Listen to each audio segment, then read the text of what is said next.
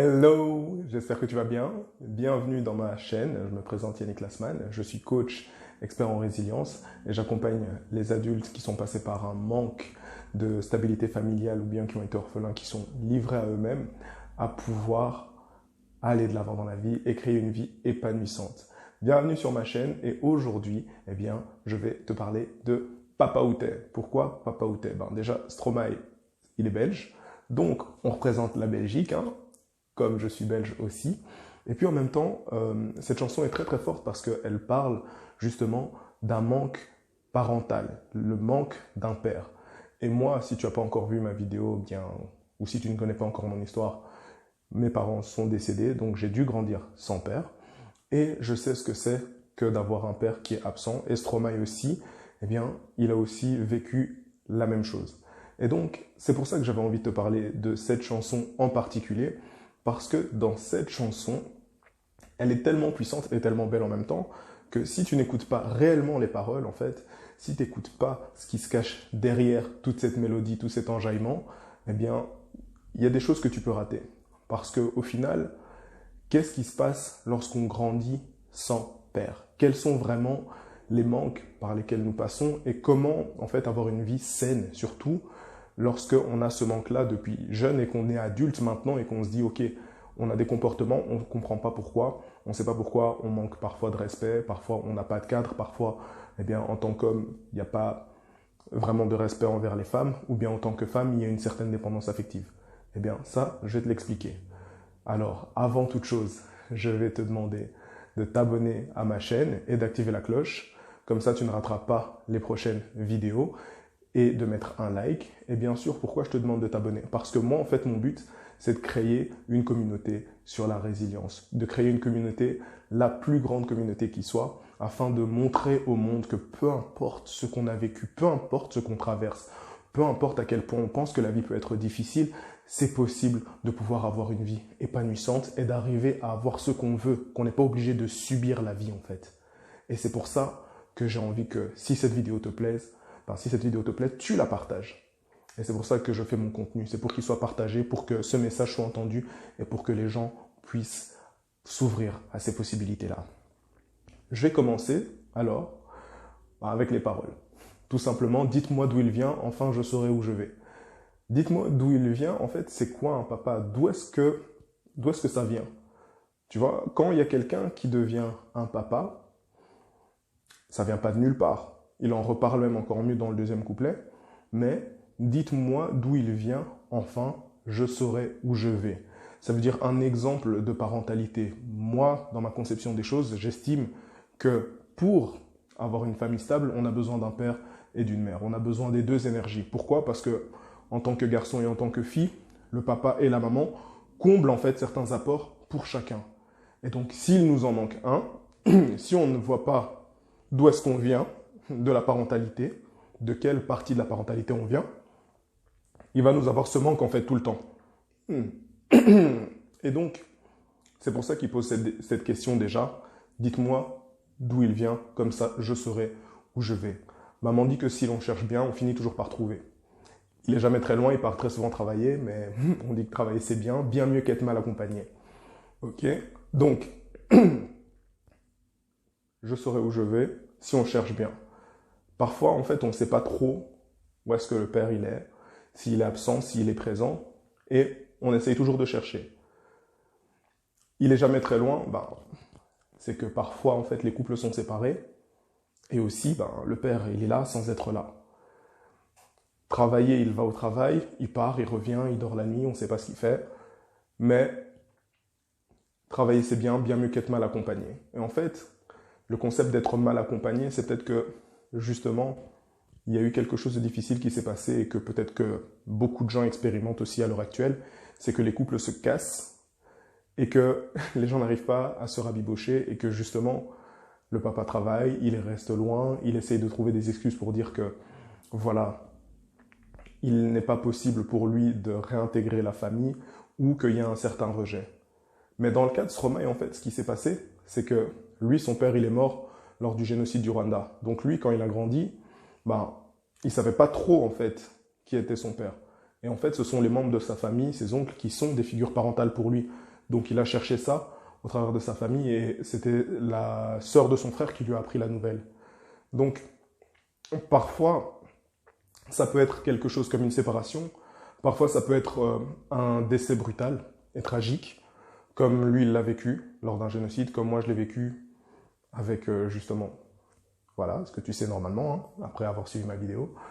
Et parfois, ben, ce sont des choses qui sont des aléas de la vie, ce sont des choses qui sont peut-être plus simples, qui sont vraiment nuisibles.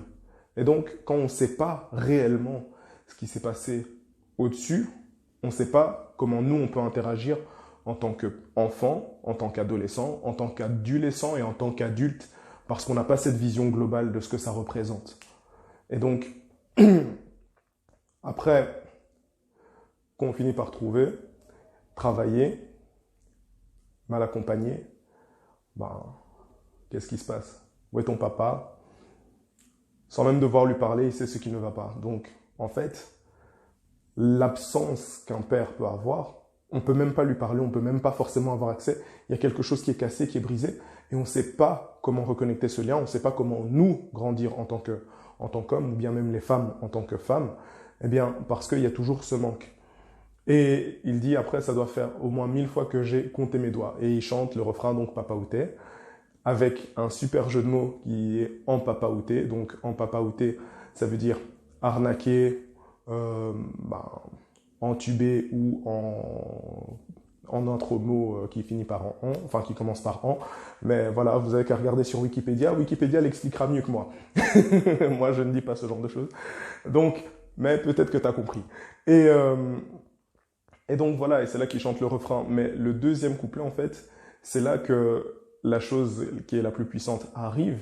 C'est qu'on y croit ou pas, il y aura bien un jour où on n'y croira plus, un jour à l'autre on sera tous papa, d'un jour à l'autre on aura disparu.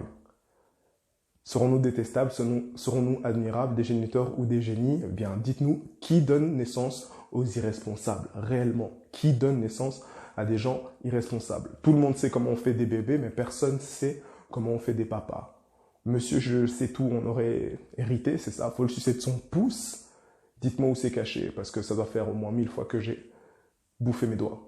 En fait, il y a une étude qui a été faite en Amérique qui montre que la raison principale pour laquelle il y a des mères célibataires ou des pères célibataires qui sont justement livrés à eux-mêmes avec des enfants et qui n'ont pas un couple stable ou qui a juste un parent, c'est parce qu'il y avait le manque d'un père quelque part. Tout simplement. Parce qu'en fait, ils n'avaient pas cette vision-là. Donc, monsieur, je sais tout, on aurait hérité, ça veut dire quoi? Ça veut dire que comme tu sais pas en fait comment est-ce qu'on devient papa, ça me tombe dessus comme ça, tu sais pas. Non, c'est pas comme ça en fait. Et c'est là que la première phrase arrive, dites-moi d'où il vient, je saurai où je vais. Donc, si on ne sait pas ce que c'est d'avoir une famille avec un père et une mère, on ne sait pas en fait ce qui se passe. C'est comme si j'essayais de vous parler d'un livre sur l'intelligence émotionnelle et que vous n'y connaissez rien, d'un livre sur la résilience, ou bien que je commence à vous parler de manga sur ma chaîne alors que c'est pas une chaîne sur les mangas et que j'adore parler de ça, mais je pourrais le faire pendant des heures. Mais voilà, et que je vous pose la question, tiens, quel est le but de ce protagoniste dans telle œuvre? Vous allez me dire, je sais pas, je connais pas. En fait, c'est simple. Quand on ne sait pas quelque chose et qu'on ne va pas chercher les causes ou qu'on ne s'informe pas sur ce qui nous intéresse, on ne peut pas connaître la réponse. Et tant qu'on ne cherche pas, c'est quelque chose qui est difficile en fait à trouver. Et c'est pour ça, on se dit que on en aurait hérité, ça nous tombe dessus. Il y a des choses qui nous manquent en fait en tant que personne, en tant qu'individu et avec lesquelles nous grandissons. Et justement, je vais te partager 3 aspects pour les hommes et 3 aspects pour les femmes. Déjà, pour les hommes, le fait qu'un parent, un papa ne soit pas là, ça va faire aussi un petit écho avec le premier point sur la femme, c'est justement le rejet. Donc, dans le rejet, c'est différent pour un homme et une femme. Donc, dans le sentiment de rejet, lorsqu'un homme s'est senti rejeté, lorsqu'un garçon s'est senti rejeté par son père, il grandit en fait aussi avec un manque d'estime de soi. Et donc, ce manque d'estime de soi, il va essayer de le combler justement en allant le chercher à l'extérieur. à l'extérieur. Quand tu as un manque à l'intérieur, tu vas chercher à l'extérieur si tu ne remplis pas ton manque à l'intérieur. Et donc, en allant chercher ce manque vers l'extérieur, eh bien, les garçons vont souvent chercher à s'affirmer, à faire n'importe quoi juste pour avoir l'attention des gens qu'ils estiment importants pour eux. Pourquoi? Parce que la personne qui est juste au-dessus n'est pas là pour donner de l'attention. Et c'est justement ça, en fait, qui fait que, en tant que garçon, c'est difficile. Et quand on grandit comme ça, eh bien, on a tendance à faire n'importe quoi. On ne connaît pas le cadre, en fait, d'un homme. On ne sait pas quel est le cadre d'un père. Et c'est justement ça le deuxième point. Le deuxième point, c'est que un père est censé être là pour mettre un cadre. Donc, un cadre, ça veut dire le respect de l'autorité, le respect des règles et le respect d'un suivi. C'est aussi le rôle d'une maman, bien entendu. Mais le papa, c'est toujours celui qui vient et qu'on dit attends, je vais appeler papa. Il fait ah non, non, non, papa. Et puis tu te calmes. Donc, au niveau du respect de la hiérarchie, du respect de l'autorité. Et c'est pour ça, en fait, que lorsque certaines personnes grandissent et qu'ils n'ont pas eu ce cadre, eh bien, ils n'ont pas forcément un bon rapport avec l'autorité. Parce que soit ils vont faire tout pour être reconnus par cette autorité lorsqu'ils vont dans un travail, parce que voilà, c'est une autorité, c'est quelqu'un qui est au-dessus et qui est censé prendre soin, donc ils vont agir de manière compensatoire pour faire tout, pour dire amen à tout, pour être reconnus, ou bien justement faire office de rejet parce que c'est quelque chose que eux ne connaissent pas, d'avoir eu un cadre. Le troisième et dernier point, eh bien, c'est le respect. Tout simplement pourquoi? Le respect, c'est quelque chose que on nous apprend, qu'on observe et avec lequel on grandit. Tout simplement. Donc, le respect, c'est pas quelque chose qu'on apprend à quelqu'un, c'est quelque chose qu'on montre à quelqu'un. Et quand on montre le respect à quelqu'un, eh bien, il sait ce que c'est le respect. Et il sait comment agir avec respect.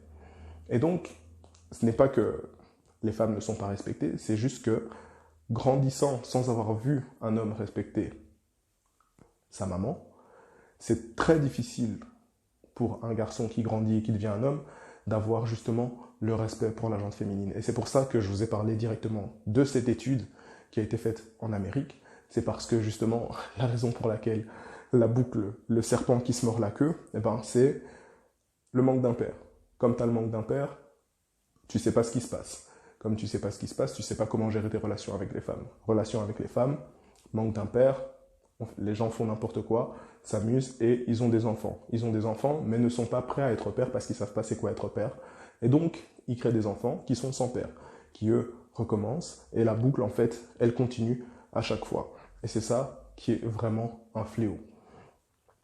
Et c'est pour ça, en fait, que les hommes qui ont tendance à ne pas avoir eu un père ont plus tendance à être distants. À part si on a vécu ce traumatisme de manière très forte et qu'on ne veut pas le reproduire et qu'on se dit voilà, moi, j'ai pas eu de parents, j'ai pas eu de père, eh bien je me dis je vais faire complètement l'inverse. Il y a des personnes qui sont comme ça aussi. Et c'est pour pas mettre tout le monde dans le même panier, mais c'est une étude, donc ça veut dire qu'il y a un certain pourcentage qui prouve que. Et c'est vrai, c'est le cas. Ensuite, pour les femmes, eh bien, premier point, c'est aussi l'estime de soi. Pourquoi? Parce qu'il y a ce rejet.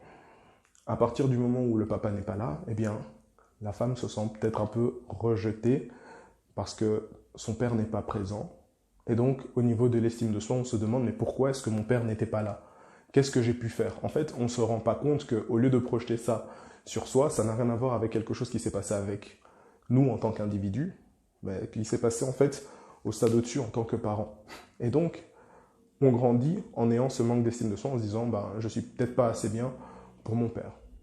Ce qui amène au deuxième point, après le manque d'estime de soi, bien entendu, c'est la dépendance affective. Pourquoi la dépendance affective?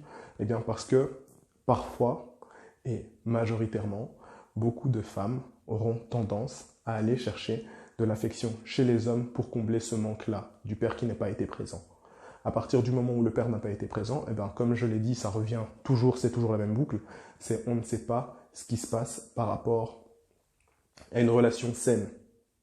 Et donc, quand on ne sait pas ce qui se passe par rapport à une relation saine, on a tendance à vouloir l'approbation. L'approbation, c'est quelque chose qu'on va chercher avec l'affection, qu'on ne sait pas en fait comment recevoir quand on est une femme, quand vous êtes des femmes, quand tu es une femme qui ne sait pas forcément comment avoir l'approbation d'un homme, eh bien tu te dis quel est le meilleur moyen, c'est peut-être d'être affectueuse, de donner en fait tout ce que tu peux donner. Et ça amène au dernier point aussi, eh bien c'est la tendance à vouloir faire plaisir, faire trop plaisir, être tout le temps là pour les gens, à pouvoir être présent, à répondre à n'importe quelle heure, à pouvoir montrer. Pourquoi tout ça? Tout simplement parce que il n'y a personne qui l'avait vraiment fait pour nous en fait. Il y a peut-être personne qui l'a fait pour toi. Et comme il n'y a personne qui l'a fait pour toi, toi tu te dis, je sais à quel point c'est horrible de traverser ça. Je sais à quel point c'est difficile d'avoir besoin de quelqu'un et que cette personne ne soit pas là. Au final, à partir du moment où tu essayes de faire plaisir à tout le monde, tu te négliges, tu t'oublies. Et donc, par envie de combler ce manque affectif, par envie de combler ce manque d'estime de soi, on a envie de se rendre utile. Tu as envie de te rendre utile, tu as envie d'être présente aussi, et tu agis de cette manière-là. Et c'est tout à fait normal en fait, parce que ça nous fait du mal, vu qu'on a déjà vécu quelque chose de similaire, on se dit, j'ai pas envie en fait que je me sente mal. J'ai pas envie que quelqu'un d'autre en fait ressente la même peine et la même douleur que moi j'ai ressenti, alors que les individus sont complètement différents. Si tu as regardé cette vidéo jusqu'à présent, c'est que forcément ça t'intéresse. C'est que forcément il y a quelque chose qui se passe dans ta vie où tu as besoin de changement par rapport à tes comportements. Je vais encore traiter d'autres vidéos par la suite qui vont parler d'autres choses, mais si tu te reconnais aujourd'hui, c'est qu'il y a des choses que tu as envie de mettre en place.